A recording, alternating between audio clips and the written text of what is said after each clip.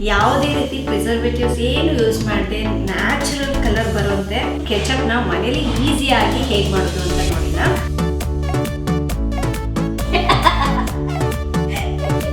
ಚಪಾತಿ ಜೊತೆ, ದೋಸೆ ಜೊತೆ, ಇಡ್ಲಿ ಜೊತೆ, ಯಾವುದ್ರ ಜೊತೆ ಬೇಕಾದ್ರೂ ತಿನ್ಬೋದು. ಸೂಪರ್ ಆಗಿರುತ್ತೆ.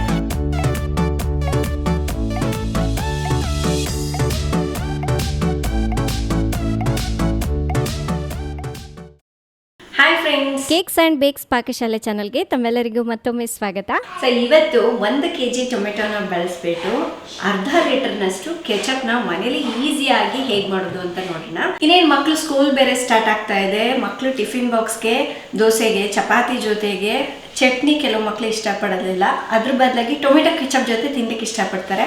ನಾವು ಮಾರ್ಕೆಟಿಂದ ಅದು ಇದು ತಂದು ತಿನ್ಸೋದಕ್ಕಿಂತ ಮನೇಲೇ ಈ ರೀತಿ ಕೆಚಪ್ನ ರೆಡಿ ಮಾಡಿಕೊಂಡ್ರೆ 2-3 ತಿಂಗಳು ಸ್ಟೋರ್ ಮಾಡಿಕೊಂಡು ಆರಾಮಾಗಿ ಯೂಸ್ ಮಾಡ್ಬೋದು. ತಡ ಮಾಡದೆ ಇದನ್ನ ಹೇಗೆ ಮಾಡೋದು ಅಂತ ನೋಡೋಣ ಬನ್ನಿ. ಫ್ರೆಂಡ್ಸ್, ಕೆಚಪ್ ಮಾಡಲಿಕ್ಕೆ ನಾನಿಲ್ಲಿ 1 kg ಅಷ್ಟು ಚೆನ್ನಾಗಿ ಹಣ್ಣಾಗಿರುವಂತಹ ಟೊಮೆಟೊನ ತಗೊಂಡಿದ್ದೀನಿ.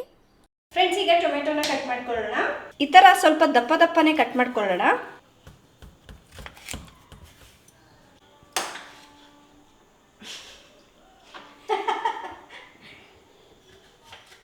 ಇನ್ನು ಧೀರು ಬೇರೆ ಆಟಾಡ್ತಾ ಇದ್ದ. ಅವನ ತಂದಿಲ್ಲಿ ಕೂರಿಸ್ಕೊಂಡು ಅವನ ಜೊತೆ ಅಡುಗೆ ಮಾಡ್ತಾ ಇದ್ದೀನಿ. ರಾಜುನ ನೋಡಿಬಿಟ್ಟು ಅಣಗಿಸ್ತಾ ಇರೋದು ಅವನು. ತೋರ್ಸಿಂಗೆ ಇಲ್ಲಿ ಟೊಮೆಟೊ ತೋರ್ಸು. ಟೊಮೆಟೊ ಈ ಕಟ್ ಮಾಡಿರೋ ಟೊಮೆಟೊನ ಒಂದು ಬೌಲ್ಗೆ ಹಾಕೊಳ್ಳೋಣ.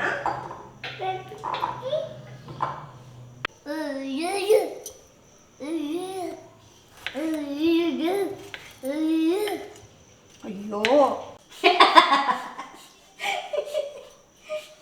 ಅಕ್ಕ ಅಕ್ಕ ಮತ್ತೆ ಅಕ್ಕ ಅಕ್ಕ ಅಕ್ಕ ಚಿನ್ನಿಮ್ಮ ನೋಡಿ, ಈ ತರ ಟೊಮೆಟೊನ ಎಲ್ಲ ಕಟ್ ಮಾಡಿ ಇಟ್ಕೊಳ್ಬೇಕು.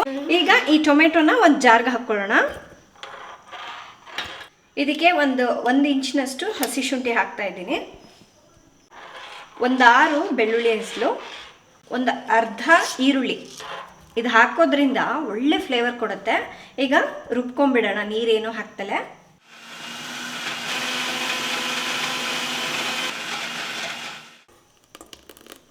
ಈ ಪ್ಯೂರಿನ ಒಂದ್ಸಲ ಸೋಸ್ಕೊಂಡ್ಬಿಡೋಣ.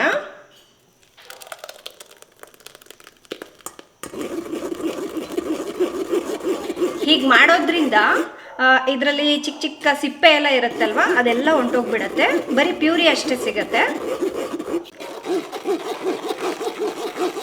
ನೋಡಿ, ಈ ಥರ ಒಂದ್ಸಲ ಸೋಸ್ಕೊಳ್ಳೋದ್ರಿಂದ ಬೀಜ, ಸಿಪ್ಪೆ ಎಲ್ಲ ಸೆಪ್ರೇಟ್ ಆಗಿಬಿಡುತ್ತೆ. ಅದಕ್ಕಾಗಿ ಫಸ್ಟೇ ಸೋಸ್ಕೊಂಡ್ಬಿಡ್ಬೇಕು. ಇದೇ ಥರ ಇನ್ನು ಉಳಿದಿರೋ ಟೊಮೆಟೊನ ಕೂಡ ರುಬ್ಕೊಂಡ್ಬಿಡೋಣ. ಈಗ ಇದನ್ನು ಕುದಿಸ್ಕೊಳ್ಳೋಣ. ಹೈ ಫ್ಲೇಮ್ನಲ್ಲಿ ಒಂದು 15 ನಿಮಿಷ ಚೆನ್ನಾಗಿ ಕುದಿಸ್ಕೋಬೇಕು. ಇದಕ್ಕೆ ನೀರೇನು ಹಾಕಿಲ್ಲ. ಇದು ಮಾಡಲಿಕ್ಕೆ ಸ್ವಲ್ಪ ಟೈಮ್ ಹಿಡಿಯುತ್ತೆ.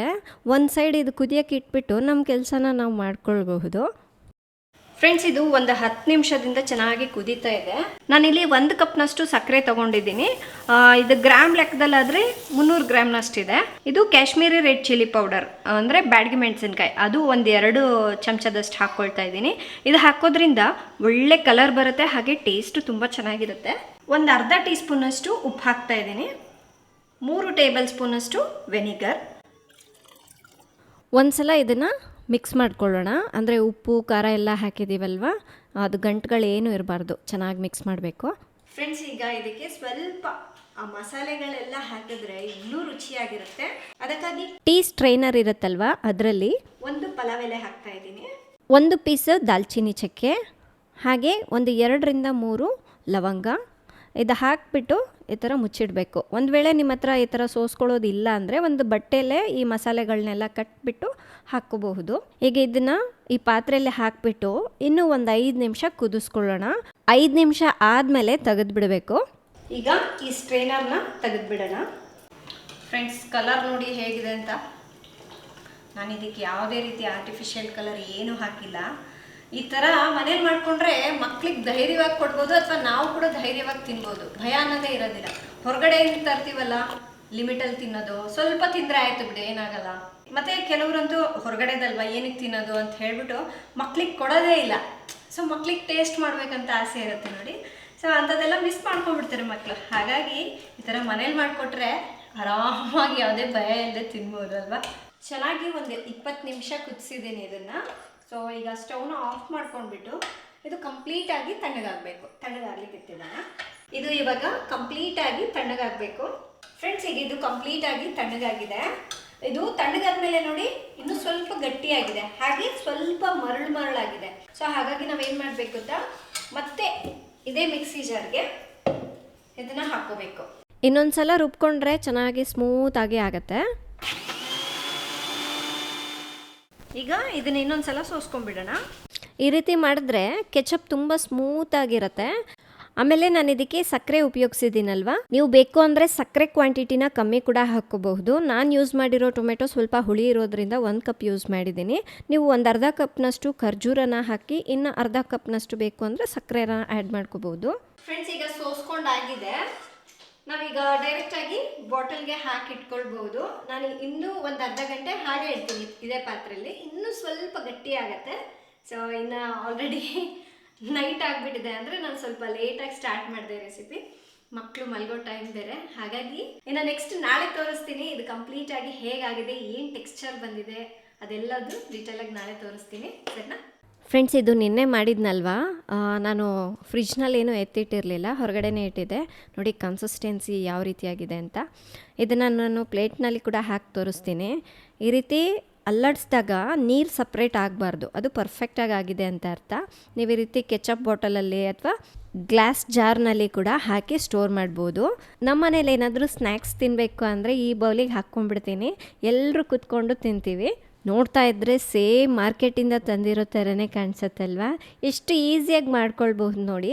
ಈ ಥರ ಫ್ರೆಂಚ್ ಫ್ರೈಸ್ ಜೊತೆ ಸರ್ವ್ ಮಾಡ್ಬೋದು. ಇದರ ಥಿಕ್ನೆಸ್ ಕೂಡ ನೋಡಿ ಎಷ್ಟು ಚೆನ್ನಾಗಿದೆ ಅಂತ.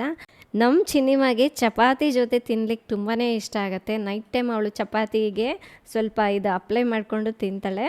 ಇನ್ನು ಬೆಳಗ್ಗೆ ಬ್ರೇಕ್ಫಾಸ್ಟ್ಗೆ ಈ ಥರ ಏನಾದರೂ ಸ್ಯಾಂಡ್ವಿಚ್ ಮಾಡಿದ್ವಿ ಅಂದ್ಕೊಳ್ಳಿ, ಅದ್ರ ಜೊತೆನೂ ಕೂಡ ಇದು ಸೂಪರಾಗಿರುತ್ತೆ.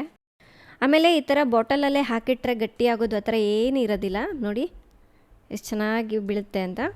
ಆಮೇಲೆ ಇದು ಹೊರಗಡೆ ಇಡೋಕ್ಕೆ ಆಗೋದಿಲ್ಲ, ಫ್ರಿಜ್ನಲ್ಲೇ ನೀವು ಸ್ಟೋರ್ ಮಾಡಬೇಕು. ನೀವು ಆರಾಮ್ಸೆ 2 ರಿಂದ 3 ತಿಂಗಳು ಇಟ್ಕೊಂಡು ತಿಂದರೂ ಏನೂ ಆಗೋದಿಲ್ಲ. ಸೊ ನಿಮಗೂ ಇಷ್ಟ ಆಯಿತು ಅಂದರೆ ಒಂದು ಸಲ ಟ್ರೈ ಮಾಡಿ ನೋಡಿ, ಹೇಗೆ ಬಂತು ಅಂತ ಕಾಮೆಂಟ್ ಮಾಡಿ ತಿಳಿಸಿ. ಸೊ ನೋಡಿದ್ರಲ್ವಾ ಫ್ರೆಂಡ್ಸ್, ಮನೇಲಿ ಈಸಿಯಾಗಿ ಟೊಮೆಟೊ ಕೆಚಪ್ ಹೇಗೆ ಮಾಡೋದು ಅಂತ. ಇದನ್ನು ನೀವು ಚಪಾತಿ ಜೊತೆ, ದೋಸೆ ಜೊತೆ, ಇಡ್ಲಿ ಜೊತೆ, ಯಾವುದ್ರ ಜೊತೆ ಬೇಕಾದರೂ ತಿನ್ಬೋದು, ಸೂಪರಾಗಿರುತ್ತೆ. ಸೊ ಒಂದ್ಸಲ ಟ್ರೈ ಮಾಡಿ. ಇದರ ಅರೋಮಾ ಅಂತೂ ಹೊರಗಡೆಯಿಂದ ತರ್ತೀವಲ್ವ, ಅದಕ್ಕಿಂತ ಸಕ್ಕತ್ತಾಗಿದೆ.